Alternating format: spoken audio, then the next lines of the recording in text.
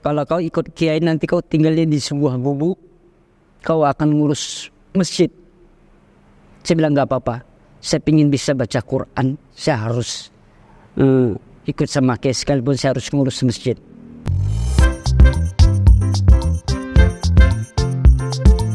Assalamualaikum warahmatullahi wabarakatuh. Kembali lagi di channel Adama Entertainment, channelnya tentang video Islam dan juga kisah mu'alaf. Sebelum mulai, jangan lupa untuk like dan juga subscribe ya. Tanpa panjang lebar, ayo kita saksikan. Alhamdulillah, setelah bercerita, lalu kata ayah teman saya ini, Pak Abdurrahman, seorang dosen di Universitas Pancabudi Medan. Kalau memang begitu, ini mau masuk bulan Ramadan, kamu tinggal di rumah aja. Kamu sekolah bareng sama Umar. Alhamdulillah, saya tinggal di sana, saya disuruh puasa. Nah, pengalaman unik saya menjalankan puasa ini, begitu baru sekitar seminggu saya puasa, saya jatuh sakit. Tubuh saya panas. Lalu orang tua angkat saya menyuruh saya, gak usah puasa. Saya gak mau, tetap saya puasa. Karena ini pengalaman pertama saya berpuasa, sekalipun saya belum bersyahadat, belum masuk Islam. Tiba tepatnya tanggal 25 Mei tahun 1887 di pagi hari, kalau tidak salah itu di malam di hari ke-27 bulan Ramadan. Saya dipanggil sama orang tua teman saya, Pak Abdurrahman ini, mengatakan, Ali, Bapak lihat kamu ada kesungguhan untuk masuk Islam. Kapan kamu mau Islam? Bapak siap mengislamkan kamu. Saya merasakan ini sebuah kesempatan emas yang gak boleh disia-siakan lagi. Saya minta kepada orang tua teman saya ini, tolong Islamkan saya hari ini juga. Mereka juga bingung mendengar ucapan saya, karena saya minta segera diislamkan. Kalau gitu, kalau bisa malam nanti kita persiapkan. Nah, ada sebuah kendala, saya harus menghadirkan 2 orang saksi. 2 orang saksi ini yang harus hadir dan menyaksikan saya di tempat dulu saya tinggal di awal di Jalan Johar tersebut. Lalu saya coba datangin bernama orang tua saya, Mama Yusuf, karena dari kecil saya suka main di situ.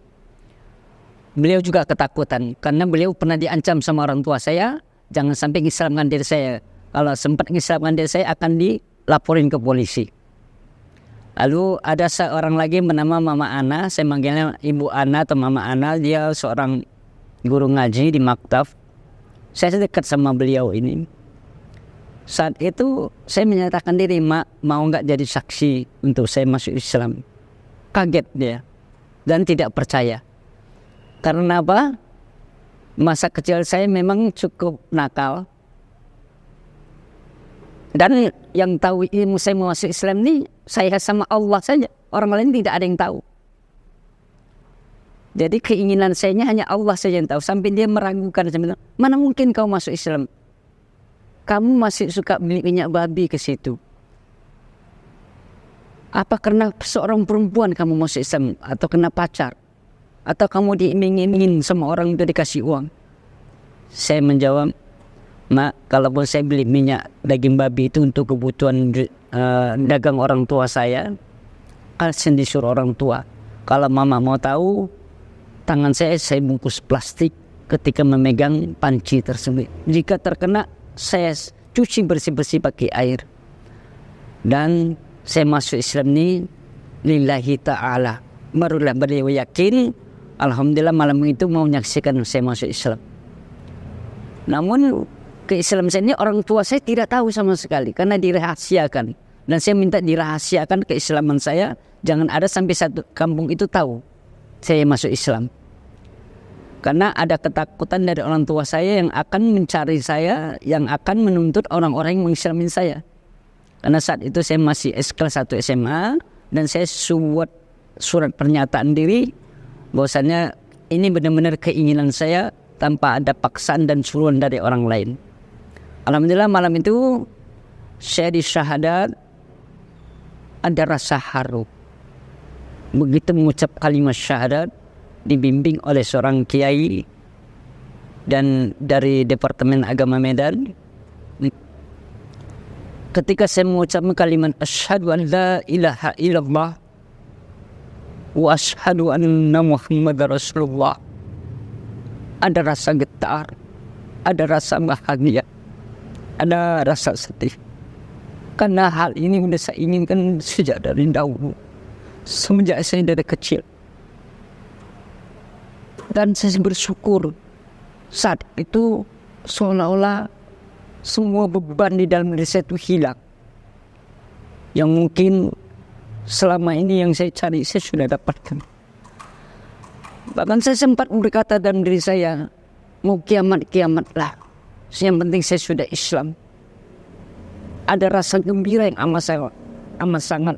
Karena yang saya takutkan, jika saya mati dalam kafir, maka Allah akan menempatkan saya di nerakanya Jahannam Allah Subhanahu wa Ta'ala. Alhamdulillah malam itu saya diislamkan di keluarga Bu Haja Zainabun.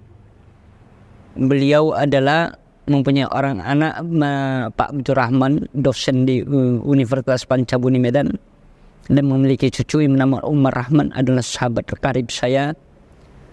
Jadi masih daripada bundinya istrinya Pak Edi Rahmayadi, Permargaan Bis. Alhamdulillah rasa gembira itu amat sangat saya dapatkan. Saya sudah Islam. Selama ini keinginan dari kecil yang ingin saya cari, saya dapatkan. Malam hari itu saya dimandikan Islam. Besok pagi saya khitan. Dan di saat mulai khitan saya disuruh mengucapkan 2 kalimat syahadat lagi. Alhamdulillah setelah 3 hari, saat itu saya tidak berpuasa lagi karena dalam keadaan khitan, saya dapat melaksanakan sholat Id pertama sekali. Tetapi keislaman saya ini rupanya menyebar juga ke orang-orang. Sampailah ada seorang yang diseganin di Jalan Johar di Medan Sekip itu mendengar keislaman saya dipanggil. Namanya Bang Tutong. Saya dipanggil ke rumah dia karena mama yang jadi Islam sini, mama Ana ini mungkin bercerita kepada beliau.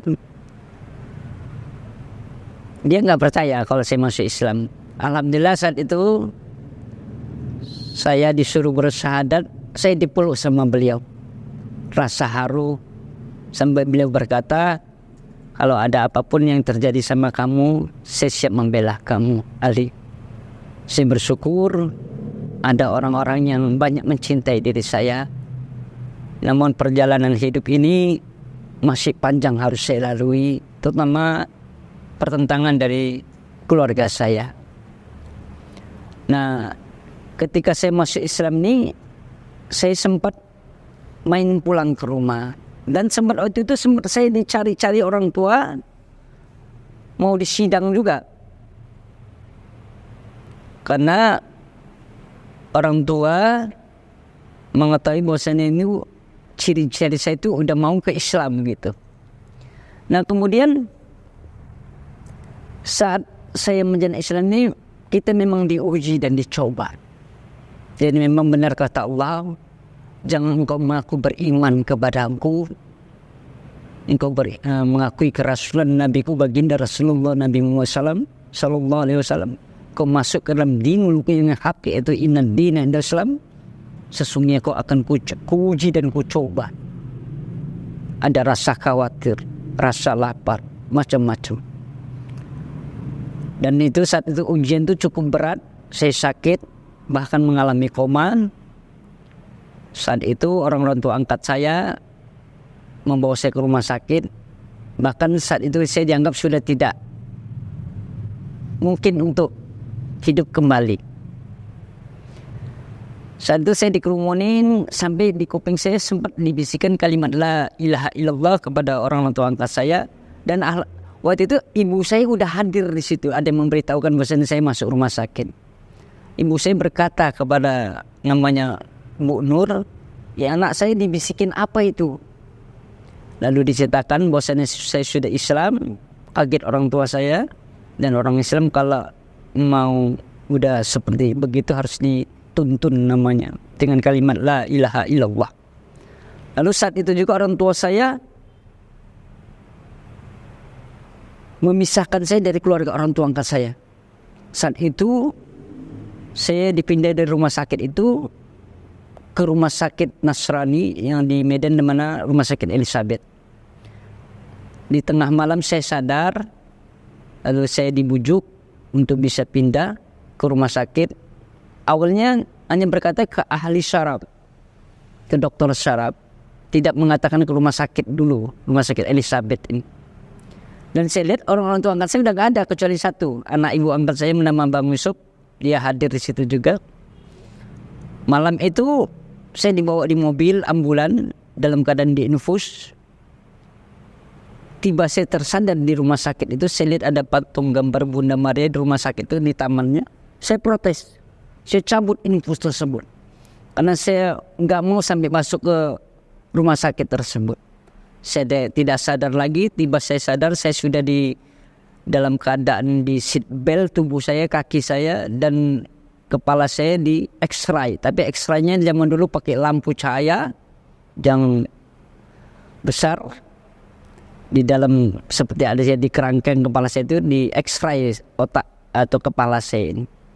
Saat itu saya protes, saya minta pulang karena di rumah sakit itu ada khutbah tentang agama tersebut. Saya tidak nyaman, saya merasa tidak nyaman. Saat itu saya minta pulang, ibu saya marah, mengatakan saya anak durhaka, tidak mau ikut atau orang tua. Tapi ibu saya belum menceritakan tentang keislaman saya. Saya pun tidak memahami kalau ibu saya itu udah tahu gitu. Tiba setelah seminggu, waktu itu saya minta pulang, alhamdulillah anak ibu angkat saya Bang Yusuf ini ikut. Saya minta pulang, diantar naik beca. Setelah seminggu alhamdulillah saya udah agak mendingan sehat. Saya pulang ke rumah pagi-pagi ingin membantu mengangkat barang-barang dagangan orang tua saya. Nah, ibu saya saat itu sama sekali tidak mau ngomong sama saya. Diam aja begitu. Saya merasa ada yang aneh gitu. Tapi saya tetap membantu orang tua saya itu mengangkat meja, apa-apa yang dibutuhkan dari dalam rumah keluar untuk berdagang. Karena orang tua saya itu berdagang sarapan pagi gitu. Nah kemudian seminggu kemudian saya pulang lagi pasar pagi. Saya nggak pernah nginap di rumah, hanya sekedar datang membantu aja pagi. Lalu ibu saya berkata, Ali, kamu nggak salah masuk rumah, jangan kau langkahkan kakimu, kau lihat nomor rumah ini benar-benar, apa nggak salah nomor kau masuk rumah ini.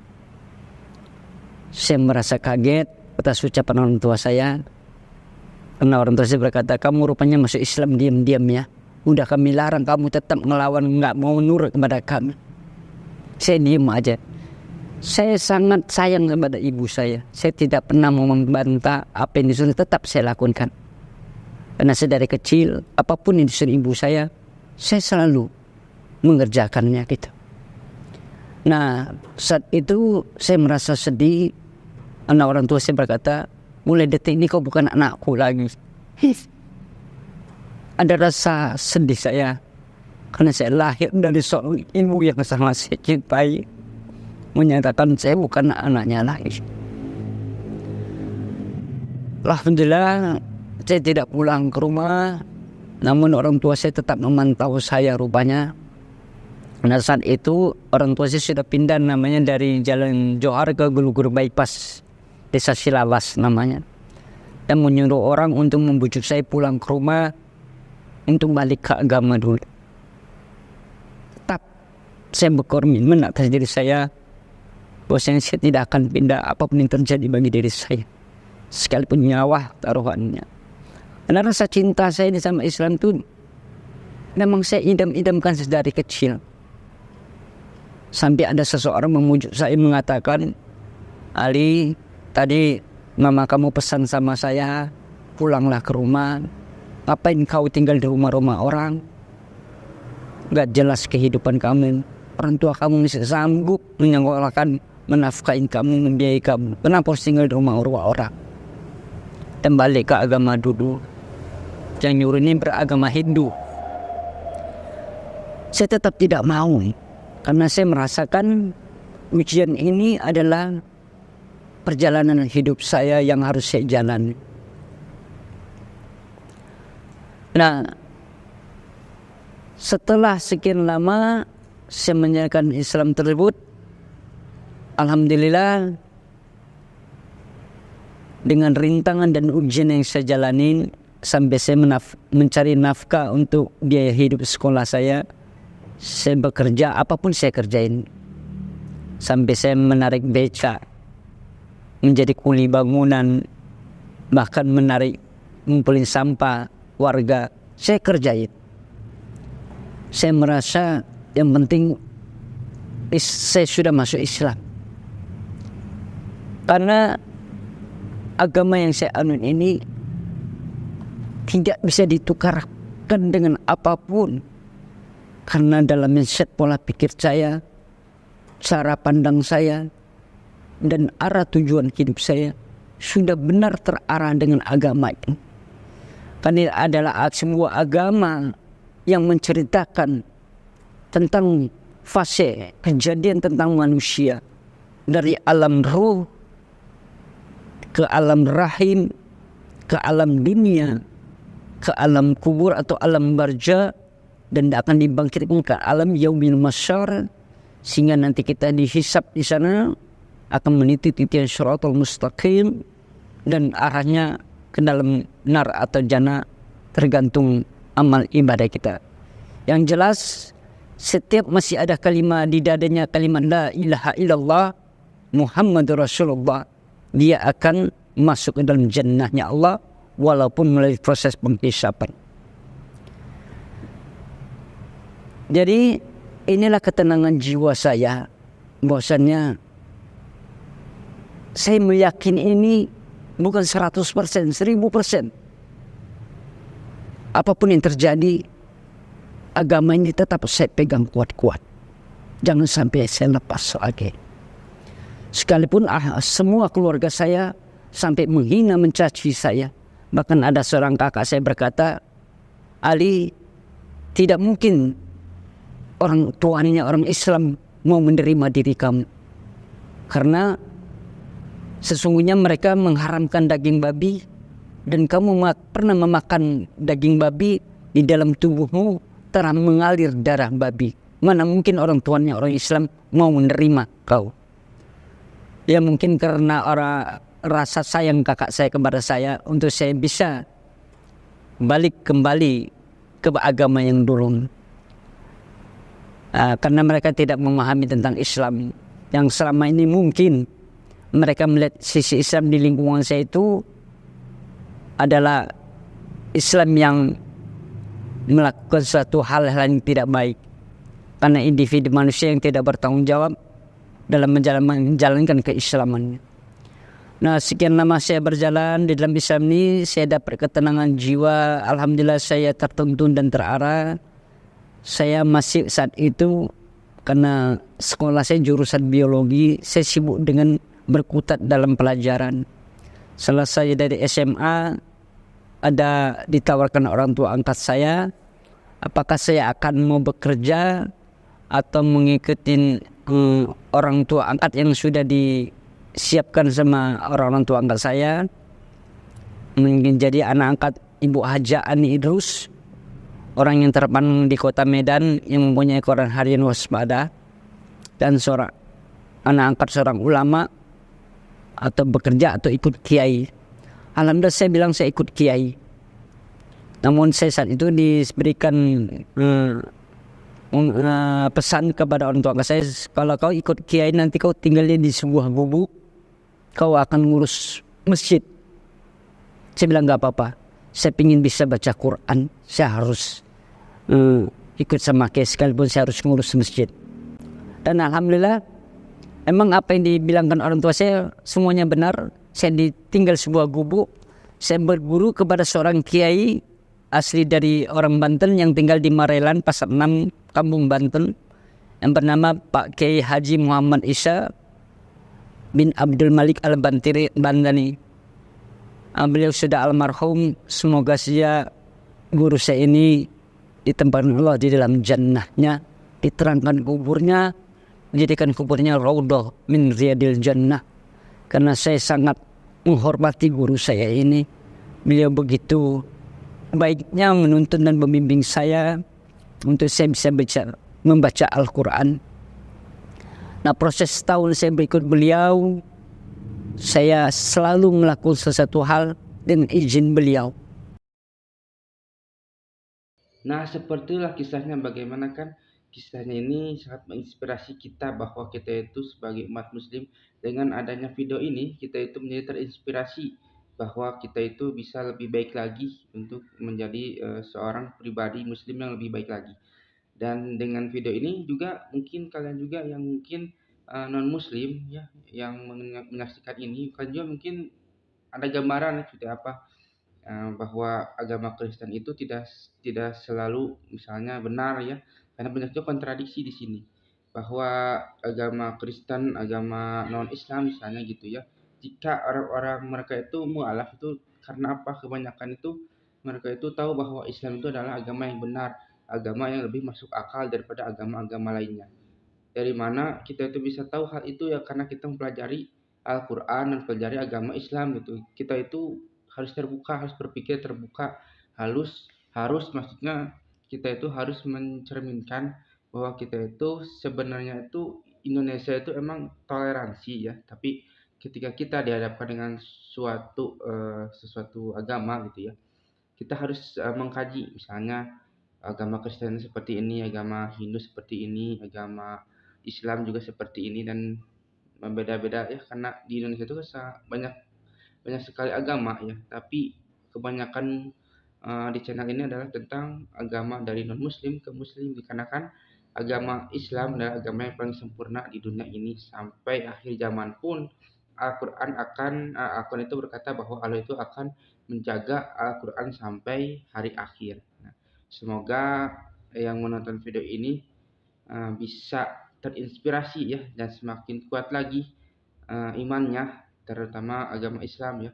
Dan jika yang nonton adalah non muslim juga, kalian cobalah untuk berpikiran terbuka dan seperti apakah Islam dan sebagainya. Jangan sampai kita itu banyak kan ada seperti Islamofobia dan sebagainya, tidak suka kerudung, tidak suka pengajian, tidak suka apapun yang padahal kan kita menjalankan agamanya masing-masing. Bagi kalian yang belum subscribe juga ya, silakan itu subscribe dan juga like dan juga komentar ya, agar kita itu bisa bersilaturahmi, agar kita itu, karena di kolom komentar ini ya, di channel ini kebanyakan itu agama muslim dan non muslim itu suka ada ya, dan suka ada yang membalas dan sebagainya. Dan jika kalian suka, jangan lupa untuk like, comment, dan subscribe ya, dan nantikan video saya selanjutnya. Wassalamualaikum warahmatullahi wabarakatuh.